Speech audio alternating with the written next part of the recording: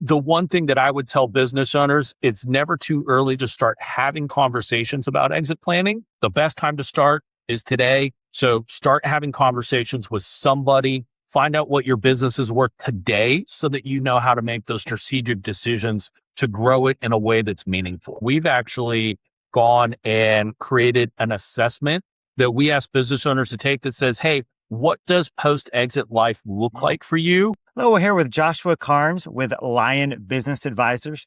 Tell us why you do what you do. Good morning. Yeah, so I do what I do because I love helping small business owners. Here at Lion, we focus on the Main Street to lower middle market, so that 1 to 50 million area. And we help founder-led, owner-operated businesses sell. And it's really kind of an underserved market when you're thinking M&A. And so we just found that I get to live out my passion helping business owners exit. How did you get into that line of work? So probably like most business brokers, I stumbled into this industry. The short version is I was employee number one at a marketing firm a lifetime ago, and that business owner exited. I wasn't an owner, so I didn't make enough money to stop working. I had to keep doing something. I did a whole bunch of in-house consulting gigs for startups here in Austin, Texas, which was not my scene. And really, I presented a couple mentors with a business plan. I was going to go full into residential real estate. And I have been blessed to have mentors who will tell me when I'm about to make a mistake. And they looked at me and they said, yeah, so you're going to suck at that. Why don't you consider something else? And I was like, what? And they actually introduced me to a business broker. They said, hey, it's a lot like real estate for business. Your plan will transfer over, but you get to help business owners, which is what you're good at, the B2B world, all of that. And so I ended up meeting with one and was like, oh my gosh, I love this industry. And that was over a decade ago. And we've been running ever since. That's fun to see how kind of the windy road sometimes takes us where we are. There was always the possibility of John and I working together. But it was actually 13, 12 years post-college when we started working together. But when I really discovered what we did and how we served our clients is when I surveyed our clients, how we served you, how we helped, how else can we help be there for your family? And story after story was about the impact we made. And it was like, this is what we do. So sometimes it takes it a while to get there. So what kind of an academic background did you have to do the work that you're doing, Josh? Well, so it's pretty interesting. I am probably outlier in this industry. Most business brokers that you will meet are probably ex-CFOs, ex-CPAs, and that type. And so I don't fit that mold. I'm an ex-marketing guy. And now I've gotten lucky. I have two wonderful partners on the team, Kit Webster, who's been doing M&A, who is an ex-CPA or CPA. Been doing M&A for 40 plus years. Van Moody, who's a ex-PwC guy doing tax audit, all that stuff. So I've surrounded myself with guys who know how to do it. But theoretically, I'm an outlier in the industry. I'm not an ex-finance guy where most business brokers are. So how does that play out for the two guys that love numbers and you're the one that loves marketing? How does that actually fit together? So it's pretty funny. A lot of internal jokes where they go, hey, did you read line 378? And I'm like, no, I scrolled to the bottom. And they're like, you gotta, it's like, that's what you're here for. I have no clue what 378 said or meant, but I get right to the brass tacks and stuff. And so it actually, we complement each other extremely well with hey, here's how a layman is going to look at this and read this. And then they can dive into, here's what it actually means and why it says what it says. That's spectacular because early on when I would say I didn't know a whole lot, I'd sit in client meetings and my job was to look at the confused look on their face. When John explained something, it just went a little bit too technical. And I'd stop them and say, do you have any idea what was just said? Then go, no. And then sometimes he'd have me explain it or John would rephrase it. It's much like explaining an estate plan to someone. I was in a meeting with one guy that I knew, the financial advisor that was about to retire, his two clients, and an attorney. All well-meaning people. Everybody had white hair. And the attorney, God bless him, was explaining some really esoteric trust concepts. And the two clients were PhDs, department heads for a major university here in North Central Texas.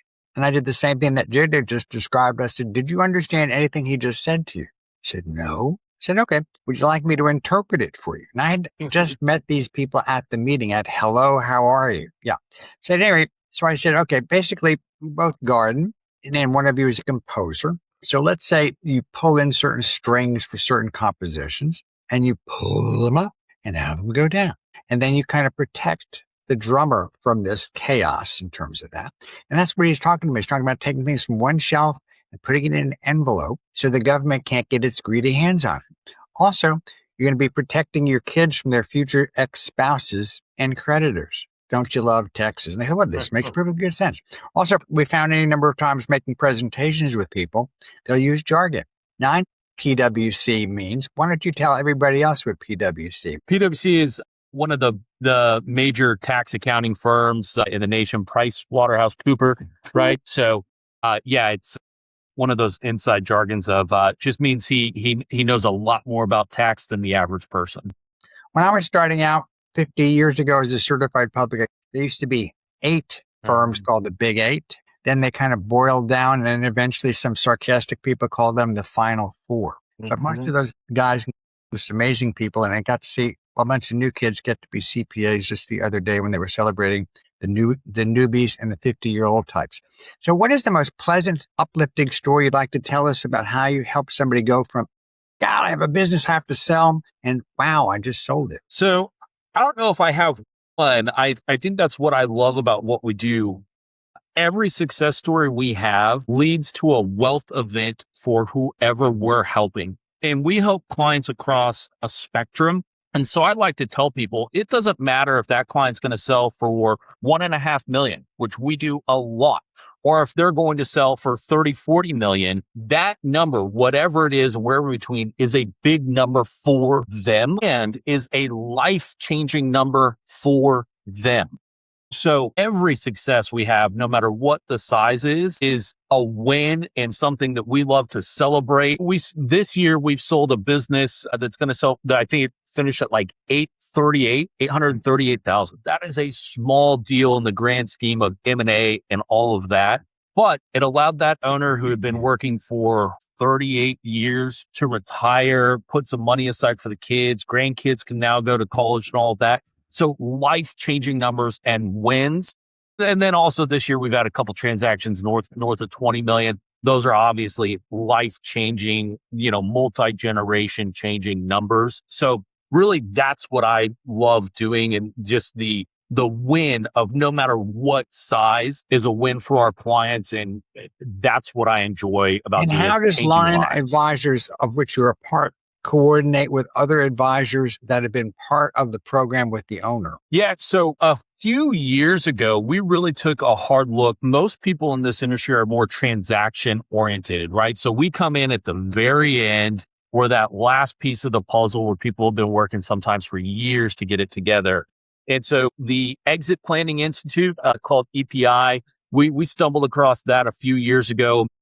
And we really started saying, hey, there is a whole ecosystem of advisors, mostly financial advisors, who are out there working with these business owners, trying to prep them to sell for the maximum value. And so what we've done is really created a strategy that encourages business owners to talk to financial advisors first and say, what do we need the business to sell for? Doesn't really matter what we can sell it for today. I mean, it does. It's a big piece. But when we start building the blocks of what do we need the business to sell for in order to support whatever lifestyle you're looking for, that's where we can step in and say, here's what it would sell for today. Here's the changes you need to make along the way in order to hit what your goal is. And the reality is it's kind of funny. We talk to people all the time about value gap assessment and what that means. And financial advisors are the only person in the world who can actually answer that question. We have no clue as external brokers and advisors to what they need to retire on because, financial advisors, you guys take the holistic look at their other savings, other investments, and what else they have going on. And then the business exit is a gap fill in order to support the rest of that lifestyle.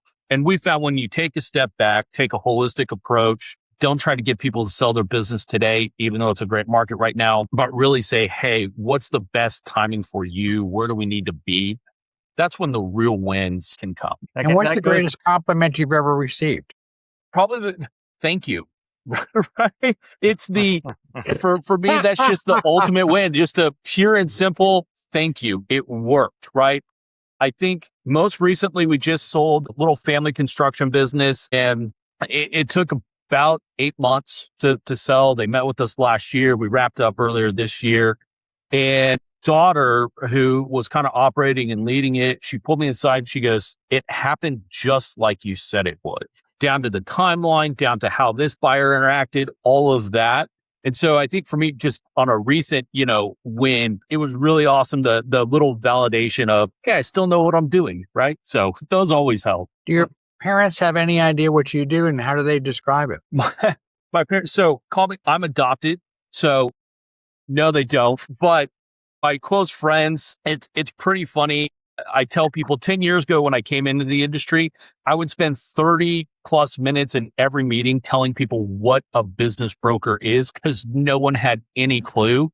They'd be like, I don't know, he does something with business. But I think one of the great things that's happening with social media, internet marketing, and all of that, buying a business has become a social media fad, which is a whole interesting piece in of itself. But more and more people know what business brokers are. And so it's become really interesting. I used to tell people it's a lot like real estate, but for business. We're going to help you sell. And we're seeing more and more business owners opt to sell instead of just shutting it down or doing something like that and walking away from what they've built. So long-winded way of saying, I think more and more people actually know what we do now. What is the biggest mistake you see your clients making? Not planning ahead. We get so many phone calls of, I need to sell tomorrow. And average transaction time right now, which is a really good transaction time, is 7 to 9 months. Pre-COVID, you were looking at 12 to 36 months for an average transaction time. So the transaction times have sped up, but it's still a year-long process. And so one of the biggest mistakes that we see people doing is they have no clue what their business is worth and they haven't planned it out. Or the other big mistake is they take that phone call from the random buyer or investor who says, hey, I'll offer you this.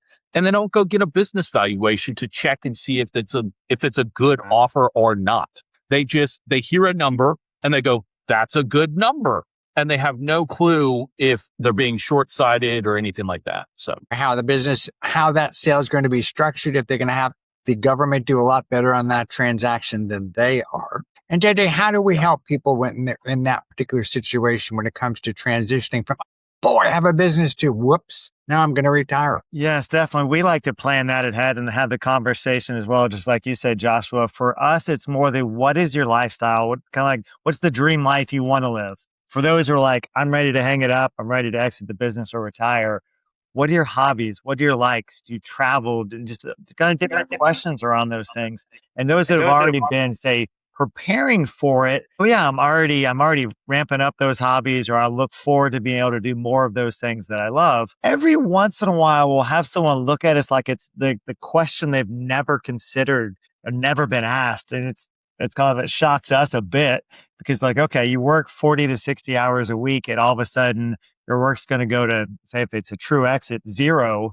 What are you going to do with your time and what are you living for? Not just not to work anymore. That is a crazy question to ask business owners. And I would say most have, like you hit on, have never thought of it. So much so that we've actually gone and created an assessment that we ask business owners to take that says, hey, what does post-exit life look like for you? And it's funny too, especially, a lot of business owners, male dominated, all that type of stuff. Like, look, golf gets old after a while. I know you don't believe it right now, but you're not going to be on the golf course every day, and it rains every once in a while. So, especially here in Texas, right? Every once in a while, the course is closed down. So asking people that question sometimes is a shocker, and just the look on their face of, wait, what? I'm done? I'll give the audience an overview on this. And I learned this very, very, very early in my life, growing up in Hasbrook Heights, New Jersey, right next to Hackensack, New Jersey. And we had various plants where they put together cars, one of which was in Mahwah, New Jersey. It was a Ford Motor Company plant. And there was a guy, Italian neighborhood, Mr. LeConte. And Mr. LeConte was retiring from the Ford Motor Company plant. I said, so Mr. LeConte, what are you going to do? He said, Johnny, I'm just going to sit down on the porch and watch the grass grow. 17 short months later, his wife was a widow. So I learned you have to retire toward something. And there are a lot of neighbors that used to play golf almost every day. And since they're almost as old as I am, in some cases even older than I am, which is getting to be a major feat, hardly any of them still play golf. And why don't you tell us how people stop playing golf, Josh, when it's not raining and it's still a beautiful day down in the hill country, but they've gotten to a certain age? I don't know how they stopped playing golf, right? I mean, we joke, my father-in-law is in his mid-70s and he's a senior PGA long drive champion. So some of them still keep playing, right? But it's the planning it out of, like you guys hit on, speaking with your financial advisor and your estate planning and all those other people and saying, hey, what do I really want to do afterwards? And what's funny too, I think, JJ, you hit on it. Sometimes it's not a full exit. Sometimes it's, let's figure out a consulting path for you to move forward where you hang on to 10 to 30% of this company as they continue to grow and they get your wisdom and your expertise. We've actually negotiated transactions where part of the negotiation was they get to keep their office for the next 18 months. Zero say, zero anything, but they're going to go into the office every day and, still be around. And so really taking the time to think through those things, even little things like that, are what can make a very, very different outcome and what makes everyone happy at the end of back to the financial planning jokes. If husbands and wives joke with each other that I married you for better or worse, but not for lunch. So I always recommend to folks to join groups like I just did about 6 months ago. We have a group called Romeo's, Retired Old Men Eating Out. It's about 18 to 22 guys. They're all about my age or older. All have had illustrious careers. One of them is not retired. That would be me. And we go to Chick-fil-A and chat about this, that, and the other thing and share a couple of Bible verses. So I always suggest to folks to find out where the little old men go to have coffee in the morning.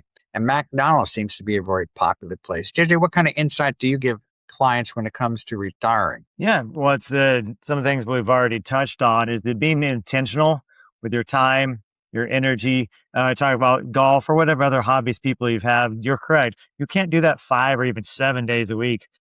Physically, it's just not possible, and you're sure going to feel it if you try. But as far as, and also incorporate the family with that. So it's not just the one spouse. When we meet with both husband and wife with our clients. So it's not just one spouse going, well, this is what I'm going to spend all my time and where I'm going to go and go on from there. But it's, okay, what is that? And then turn to the other spouse and say, what is your idea of what retirement looks like? And sometimes it's very similar. Great. They're already on the same page. Every once in a while, there's a stark contrast of the two. Call it, I want to move to the country on land, and I want to be in the middle of happening downtown. You don't necessarily have that's the case, but you get the contrast. And it's very interesting, but it's important. And for kind of on our side, it's kind of interesting. So we're almost like in a counselor role at that point. So it's just being able to get both sides to be able to voice their thoughts, their opinions, their desires, and say, okay, where are the commonalities? How do we work towards those things and structure financially, all the assets, taxes, and all those things like that to not just accommodate that lifestyle, but to thrive and enjoy the next stage of your life. To kind of get the emphasis really on you, tell us what separates y'all's firm from everybody else that's a business broker, since that's become a new lifestyle contrast. Yeah, so we run a really unique firm. I have been blessed to find the people that I have found, my partners in the firm. We really are partners. We run everything as a team. So most business brokers that you meet out there are going to be individual one-offs. Like I said, they're retired CPAs who are picking it up as a part-time job. And a long time ago, we decided to treat this as a business. Every one of our advisors is full-time. They are educated. We work with the IBBA, which is the International Business Broker Association. All of our advisors either have or are working towards getting their CBI, which is a certified business intermediary course. And, to keep the real estate analogy there, it's a lot like real estate. but different. So the CBI, you actually have to work under a broker for about a year and a half, close 2 transactions before you can become a CBI. So you have to prove that you know what you're doing and that you've worked with a broker who also knows what they're doing. So a couple of the things that a lot of people I think can kind of miss is we're just big on continuing education and making sure that our advisors are up to date and know what's going on in the industry. We have our firm is a generalist firm by nature, meaning we work with just about every business that'll come across, but we have specialty advisors in. So we have people who know blue collar business in and out. We have people who know medical in and out. We have people who know tech. And what'll happen is we take someone with the industry specialty, we put them in charge of the transaction, but then we have really experienced CPAs and financial advisors and other people on the backside who can step in and support them in that role from the technical pieces of the other things. So our biggest takeaway is that we really do run a team atmosphere here. There's multiple people. We make the horrific joke that if I walk out and get hit by a bus tomorrow, your deal still gets closed. And it's a small thing, but it's a big thing to know that you're going to be taken care of no matter what's going on with our company. And about how many of you are there? So right now there are about 8 advisors, including myself, and then a couple support staff supporting them. We primarily work throughout the Southeast. We are located in Austin, Texas, but we have advisors up in the DFW Metroplex, out in Houston, and we work one of our guys splits time between Houston and New York. So our guys are kind of all over. Our team is all over, but most of us are centrally located here in Austin, Texas. So y'all can actually do business in New York as well. Yeah. So there's a handful of states that are license required states. Comically, they are real estate license required states. Don't get me started on that. I'm currently the vice president of the Texas Association of Business Brokers. And so I know way too much of the inside baseball of licensing requirements and all of that. But there are states like Florida and California that require a license to do business. I think it's a great thing because they have a little bit of, oversight in an industry, but probably not the best selection, as you really just have to have a residential real estate license to sell businesses. And as you guys know, those are not the same thing at all. So it's a little interesting that happens. But yeah, so there's about 12 or 13 states that have some sort of license or registration requirement. The rest of it is kind of open. And again, I think that's why we're members of the IBBA, and we really promote continuing education, and we really support getting those advanced certifications. What do you think people most misunderstand about your profession? So a lot that we're not commercial real estate agents. We get calls all the time that says, "Hey, can you come list this property for sale or something like that?" Yeah, that's not what we do. We don't do real estate. And so really what it is we are transaction advisors, we're intermediaries, and we're here to kind of support that role and navigate the process. I think one of the other things that happens is they think that you're really just here to help find a buyer. And that's all, especially in an industry, in a market like right now, the market is flooded with buyers. You buy your own, could throw up a little something listing and get 50 to 100 inquiries. It's crazy how many buyers are out there right now. I think what people miss most is the guided experience for what we do, of taking you from, you have a buyer, you have an offer. Now what? How do you negotiate that offer? How do you actually get the deal closed legally? And like you hit on earlier, John, so that you're not in some sort of massive tax burden that completely screws yourself up, right? So we do a lot with attorneys and financial advisors and exit planning people to say, hey, let's think about this structure, right? We joke asset allocation is probably the largest, dirtiest word that I never knew existed prior to coming in this industry. But however you finalize asset allocation, which is really like an hour-long conversation, it's your entire tax burden in one document. And so if you don't do that little piece right, you're in trouble. So I think the biggest misnomer for us is that we just find buyers, all right? And then they equate it to real estate. We're like, oh, okay, they open the door. No, we really do guide you through that transaction and the entire process to make sure that you're protected and getting the best deal possible. We try and summarize the complicated nature of financial advice simply by saying this. You can only remember two things. You'll have more money and pay less taxes. That's it. That's our objective for our clients. We also like folks to actually have fun and still have money. And JJ, tell us about some of your hobbies very briefly, and then I'm going to ask Josh the same thing. And yes, definitely. Well, one is I rock climb on a regular basis. And since I'm in the Dallas Fort Worth area, it's all indoors. But with that, I help a group called United Rocks. So it's families with special needs rock climb. It's also in the gym in Austin as well, one of the gyms. And it's a lot of fun just getting to see a lot of the kids I work with to be able to climb higher or achieve things they didn't realize was possible. And just the joy on their faces, and they usually express it as well verbally, is just amazing to be a part of. My son volunteers there as well. So it's great, not only exercise, but a huge opportunity to serve. So one of the things that we spend a lot of our workout time and hobbies, that's a big part of it. And Josh, what are some of your hobbies? So I laugh. Everyone gives me criticism for my hobbies, but my hobbies are my kids, right? I have 4 boys. They're Wow. 17, 15, and 2 11-year-olds. And my hobbies really are them and youth sports. So I actually serve on the board for Hill Country Pop Warner, which is the local nonprofit that oversees all youth football in Central Texas. It oversees all of the youth feeder programs and all of that. And I have been blessed to just sit there and watch these kids come up. We've watched some really great kids, especially, here in Austin, Texas, Lake Travis, Westlake. We get to see some absolutely amazing athletes come through the programs. And football season literally practices started last week. Neither one of my youngest are playing right now. They're comically our golf and tennis kids, which we still love youth sports. But, we do a jamboree every year. Is coming up in a couple weeks, and it's all of the 6A high school feeder programs, all of their youth teams. It ends up being about 120 teams doing 2 scrimmages all on one day. And so it's thousands of kids and hundreds of families coming through in just a full day of football. So my passions and my hobbies really are my kiddos and youth sports. I love seeing kids get involved, be active, and go through that process. You're also helping out a lot of boards in terms of helping them actually be run properly.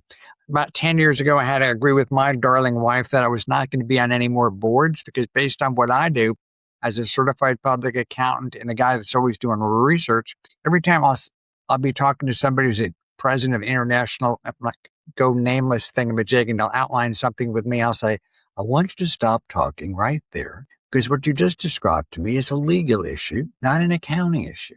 And I don't want to become, fine. So at any rate, so that's what you do. Also, I want to suggest to folks out there that one of the great hobbies in life, as you get to be of certain ages, almost everybody enjoys eating, and some people actually enjoy cooking. Jid actually enjoys baking and does a great job with it. I personally really enjoy making incredible red sauce, and I really love to garden. And I grew up in New Jersey, which, by the way, is the garden state. So my backyard looks like a holy guacamole in terms of wildflowers and hibiscus and a bunch of other herbs and what have you. And they're all very legal herbs that you put in sauce, not anything that you smoke in terms of that. So I'll highly recommend to folks to take up, particularly gardening. And I'll tell you what, unlike the guy that whacks the ball farther than anybody else, which is a major accomplishment, usually it's a pretty good sized human being with football player wrists and what have you, and very wide shoulders.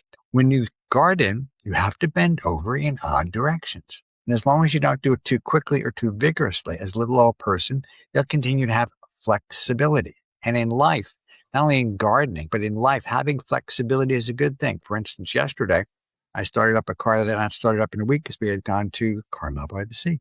And the really cool screen just started thinking like a stupid computer. And it didn't come on, it didn't come on, it didn't come on. I found it distracting. And then I thought, you're about to drive a car out of the garage. Stop worrying about the screen and worry about where you're actually going, comma. I left out the word stupid. So the point of all that is you have to kind of be flexible because over time, whether you're selling a business or starting a business or buying a business or giving advice to your fellow man and woman, there's a lot going on at the same time. And it's hardly ever a straight line. Joshua, you pointed something out a moment ago with your kids' sports is the ages and stages. So I mean, right now, 17, 15 to 11-year-olds, you're in the age and stage of being present with the kids. I have 3 teenagers in my house. similar ages. And it's definitely different than they were when they were 5 and 10. And now as they're getting progressed and on as teens, and where you spend your time, energy, and efforts, because come one thing you may or may not be excited to hear is coming in 7 years potentially, there might be no kids in the house, which is a very obviously different stage of life. So just being present and enjoying those moments and the opportunities. Also, some other helpful hints in terms of someone who helped kids through just about every sport known to mankind, and once had a side lot where I could actually run soccer practice right next to my house because I owned that lot. So it was always available to me. That now my grandchildren, who are the youngest, my grandchild is Deirdre's youngest child, 14. My oldest is about to be 30. And I'm proud to say that since I've been there for each one of those grandkids, 5 of them, when they come over for dinner, they commonly will give me a hug and a kiss on the cheek. And despite not having to write them checks to see them.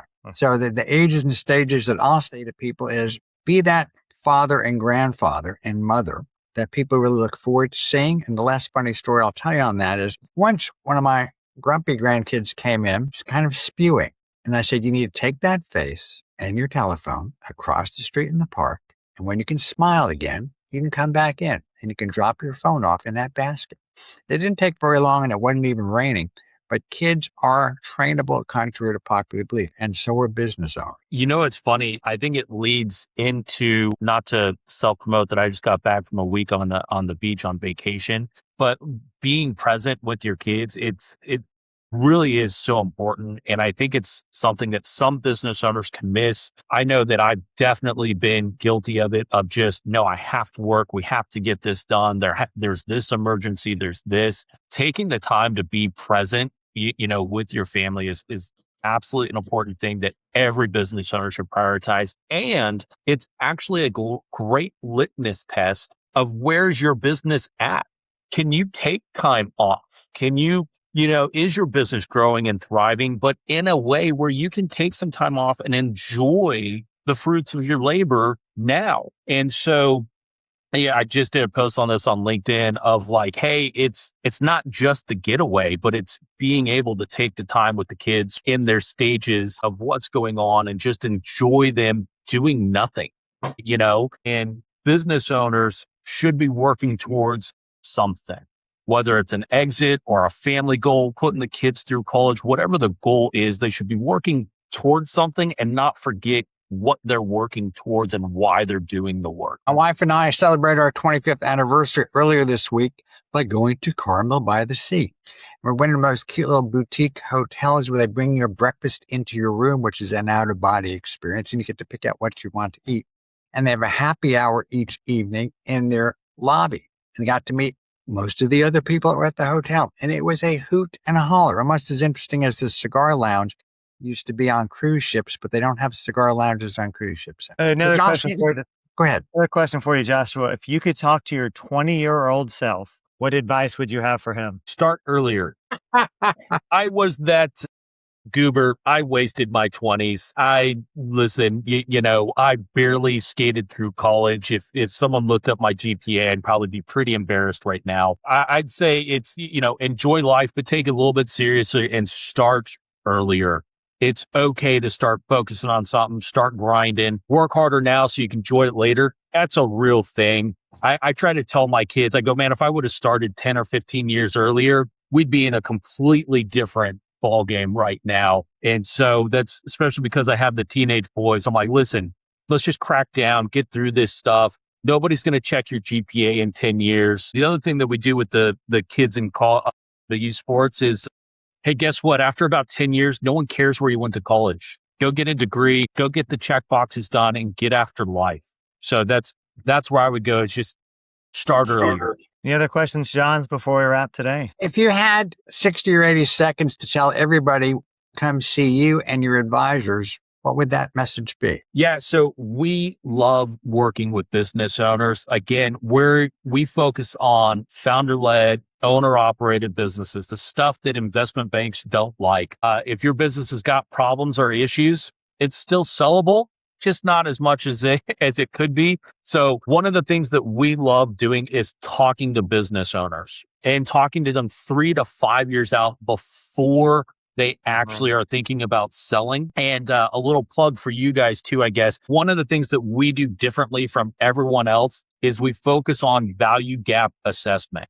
And we really focus on what do you need your business to sell for? And you have to have a strategic team placed around you, great financial advisors who can answer those types of questions. So the one thing that I would tell business owners, it's never too early to start having conversations about exit planning. The best time to start is today. So start having conversations with somebody. Find out what your business is worth today so that you know how to make those strategic decisions to grow it in a way that's meaningful. And you're not just in Austin, but you basically have a national practice in terms of all your advisors. Congratulations. Thank you. Well, thank you, Joshua, for joining us today. And definitely check out his information in the description below and look out for more professional podcasts to learn about different areas that we serve and the professionals that come to the table to be there for you. Thank you. And this is Checky Financial. We're on YouTube and lots of other media outlets and really helping people have fun and still have money. God bless all you.